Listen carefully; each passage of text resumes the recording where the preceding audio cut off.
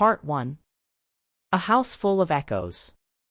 Claire was on a train, and every station seemed to peel away layers of the city's hustle and bustle. Outside the window, golden fields and darkening forests flashed by, with flocks of crows flying between them, and light fogs rising on the horizon. The sun was setting slowly, just as it had when she was a child, painting the sky in pink and orange hues, and Claire couldn't take her eyes off it. In that moment, she realized that she wasn't just going to her grandmother's house, she was returning to the place where her life had begun. On the first evening, she felt every crevice in the old porch boards, as if she were reading the house's history with her fingertips. The floorboards made a crunching sound, and the familiar creaking of the swing greeted her. The lace curtains swayed in the wind, and in this quiet dance, Claire felt the walls breathe with memories of evenings spent with her grandmother, sipping hot cocoa and telling stories about the stars. On the second day, she opened the drawers of the dresser where her grandmother kept her letters and postcards from friends around the world. There were old train tickets to the capital, newspaper clippings with pie recipes, and small bottles. Part 2. The unexpected meeting. The next evening, as the crimson sun sank behind the tops of the pines, Claire couldn't sit still in the house. She felt drawn to the lake, as if an invisible thread was pulling her, and every step along the forest path sent her heart pounding with both excitement and fear. Each tree, each bend of the path reminded her of childhood adventures, the times she and Ethan raced through here, leaping over roots and streams, or hid behind bushes to scare each other before bursting into carefree laughter. The rustle of leaves, the scent of damp earth, the coolness of the evening air, everything whispered of those endless summers when happiness was as simple as picking wild berries or lying on the grass watching clouds drift by. Echoes of her grandmother's voice lingered in her mind. Remember, Claire, true happiness always tastes simple, like fresh strawberries or the scent of the forest after rain. The memory warmed her as she made her way to the water. Then, around a bend in the path, she saw a figure by the lake, tall, leaning casually against the old boathouse, his silhouette outlined by the setting sun. Ethan. His stance looked both familiar and unfamiliar at the same time, broader, stronger than the boy she once knew, but his movements still held the same easy grace.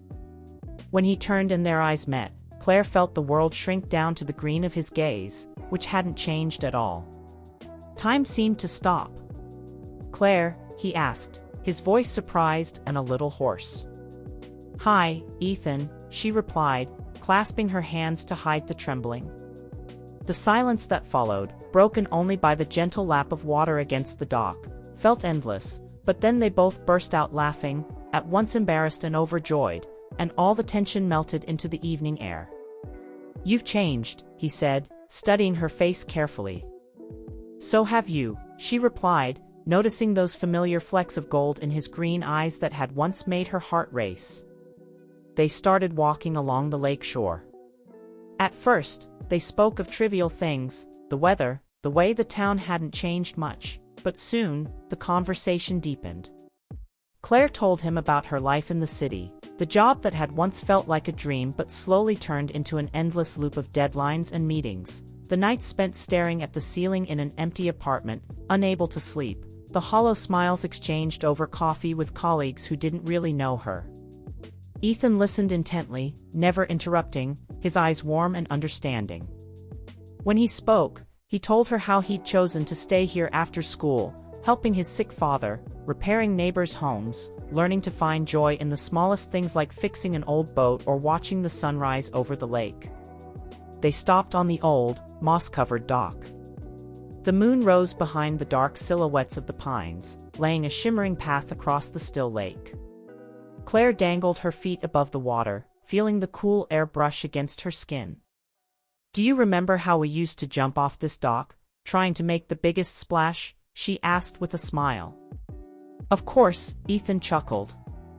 "I still say my splash was bigger." Their laughter carried softly over the water, mingling with the gentle calls of night birds. A comfortable silence fell between them, full of shared memories. Crickets began their evening chorus, and moonlight painted silver highlights on their faces. When the breeze grew chilly, they walked side by side along the lake shore, the shadows of towering trees dancing around them. Ethan draped his jacket over Claire's shoulders, and as she pulled it close, she inhaled the comforting scent of pine and smoke. "Did you really live here all this time?" she asked softly. "Yes," he nodded. "I tried city life once, but I felt like a fish out of water. Here, every sound, every breeze feels like home." And, his voice dropped, "I always wished you had stayed." The words pierced her heart like a sudden shaft of moonlight through the clouds. She looked into Ethan's eyes, where honesty and warmth glowed so brightly it made her throat tighten. That night, they sat side by side on a fallen tree, sharing stories of the books and movies that shaped them, places they dreamed of visiting, and fears they'd never dared to voice. In the dark, under the cathedral of trees, they discovered each other all over again. When they finally walked back to town, the village was asleep, only a few windows glowing with warm lamplight. Ethan walked Claire to the garden gate of her grandmother's house, where they stood close in the stillness, holding hands until he whispered, "Good night, Claire." "Good night, Ethan," she breathed, her voice barely audible. Her heart thundered as she slipped inside. Lying in bed that night, she replayed every word, every glance, every shared smile until sleep finally claimed her, a sleep filled with dreams of a boy with green eyes and a summer that felt like it could last forever. Part 3. Days of Joy. Claire started waking up with the first light of dawn. The birdsong outside her window felt like a gentle alarm clock from her childhood, and every morning she lingered under the covers for a few minutes, savoring the scent of the old wooden walls, the fresh pine air drifting through the open window, the feeling of peace she hadn't known in years. Her days quickly fell into a new rhythm with Ethan. They met every morning at the old boathouse, where Ethan was fixing up an old rowboat for a neighbor. Claire rolled up her sleeves and helped him sand the wood, paint the hull, and replace rusted nails. Her hands were soon covered in tiny splinters, but the sight of Ethan smiling at her, teasing her about her slow progress, made every prick worth it. Sometimes, as they worked, they talked. "Do you remember the summer we spent building a raft?" Ethan asked one morning, brushing sawdust from his hair. Claire laughed, eyes bright. "And how it sank immediately after we pushed it into the water?" "We spent the whole afternoon swimming after our backpacks," he chuckled, shaking his head. They took breaks sitting side by side on the boathouse steps, drinking lemonade that Ethan's mom used to make, now carefully recreated by Ethan himself. Each sip tasted of tart childhood memories. Between stories, they simply watched the sunlight play on the rippling lake, feeling time slow around them. Afternoons were spent exploring the village and surrounding forest. They biked along the narrow dirt roads, wind whipping their hair, the wheels kicking up dust that glittered in the sun. Sometimes they raced, laughing breathlessly when they nearly crashed into each other. They stopped to pick blackberries from wild bushes, their hands and lips stained dark purple as they fed each other berries like mischievous kids. One afternoon, they wandered into the old orchard behind the village, overgrown with tall grass and weeds. They lay in the shade of an ancient apple tree, sharing childhood memories. "Did you ever imagine you'd end up in the city?" Ethan asked, lying on his back, staring at the shifting clouds. "No," Claire admitted. "I always thought I'd stay here forever.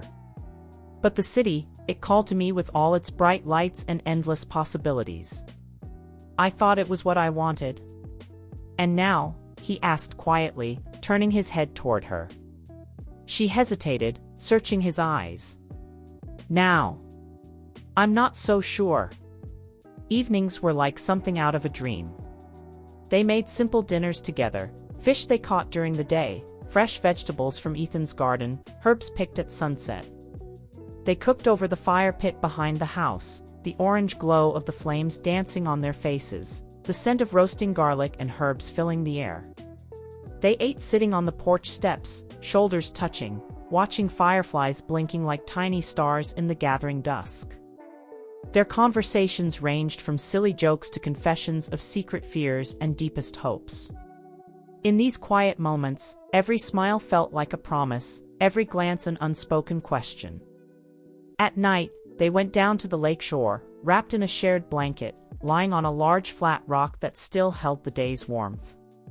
The lake reflected the stars so clearly it felt like they were floating among them.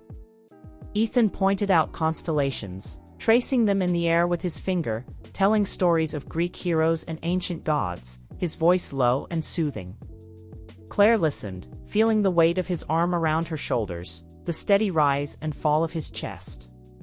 Sometimes they fell silent, letting the symphony of crickets and the gentle lap of water against the rocks fill the space. In those silences, Claire felt closer to him than she ever had to anyone.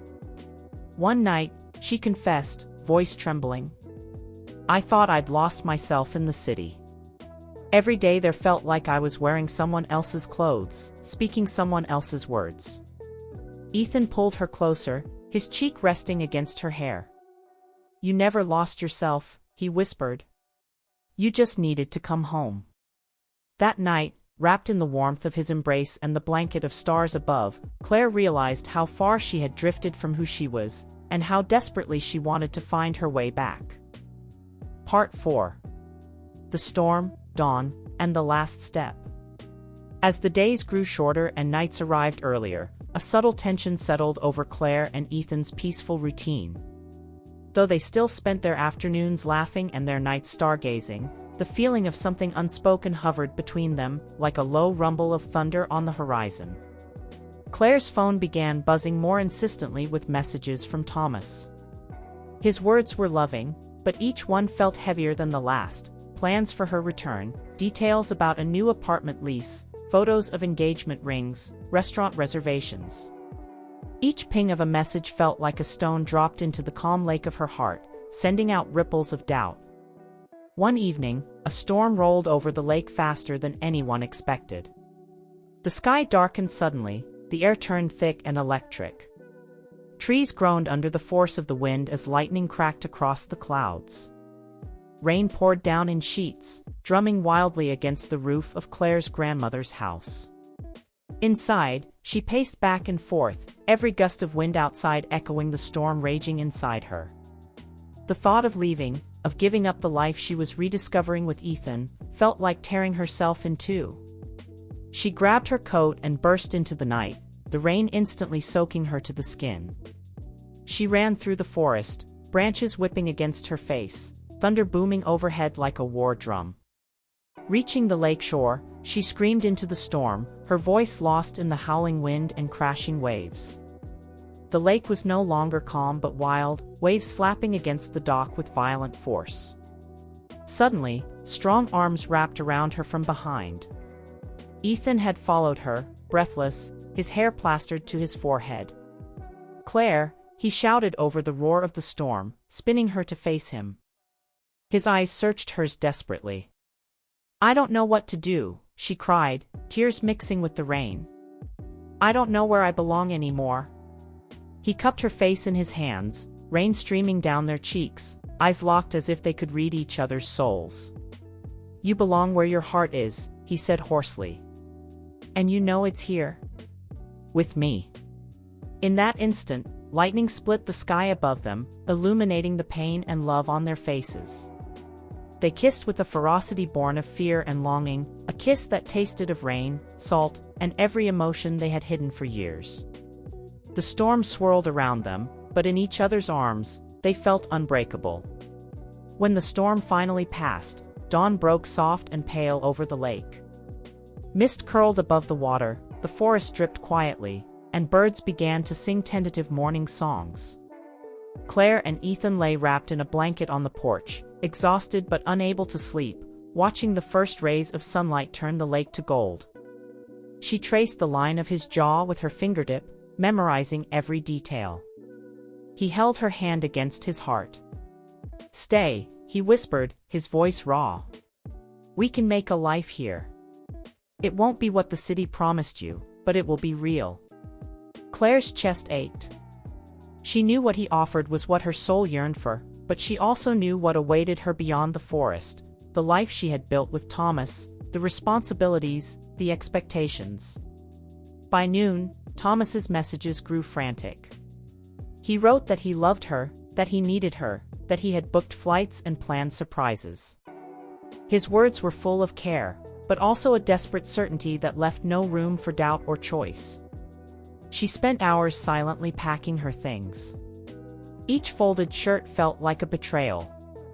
Each step toward the door felt heavier than the last. Ethan helped her carry her bag to the gate, his face pale, his hands trembling. At the train station, a dense fog rolled across the tracks, swallowing the world in a blanket of white. Ethan stood a few feet away, eyes rimmed red, jaw set in silent agony. Claire stood at the edge of the platform, clutching the ticket in her hand like it was a blade. The train arrived with a low rumble, headlights piercing the fog.